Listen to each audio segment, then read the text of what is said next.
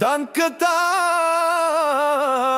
Стефчо, камбурката, тримата дебелаци.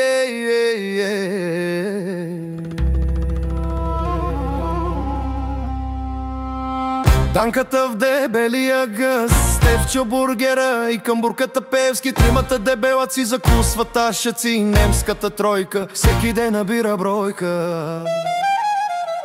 Ама не в пари или жени, а по-скоро калории.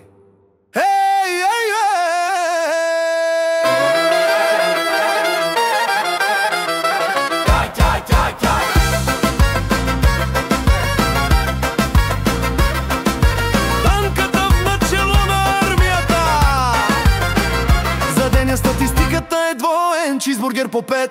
Малко минет и гърдите намазани с оцет. От малък е заклет да яде всичко, което му се предложи по 5. Ей, ей, ей, дебелаци, ей, ей, ей.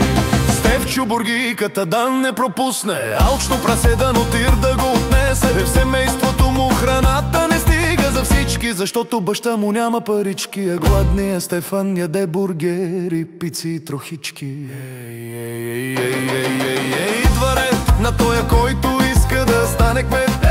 Делян Певски, ама не, това прасе е още по-зле. На камбурката ще се отзове. Произлиза от труднопотомствени алкохолици. Основната им ценност е бил казанът с боб. Но камбурката е по-специален. Обичаше преди да яде да го поема анален. Ей, ей, ей, камбурката, ей, ей, ей, ей, ей, ей, ей, ей.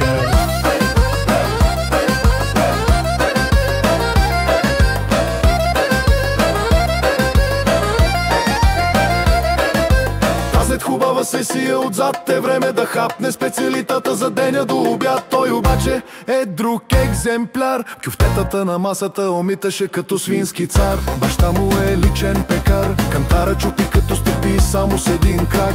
И от корема си не може да види малкия си тъшак. Ей, ей, ей! Тримата дебелаци, Данката, Стефчо, камбурката. Двоен чиз, кюфтета, анален преди ядене.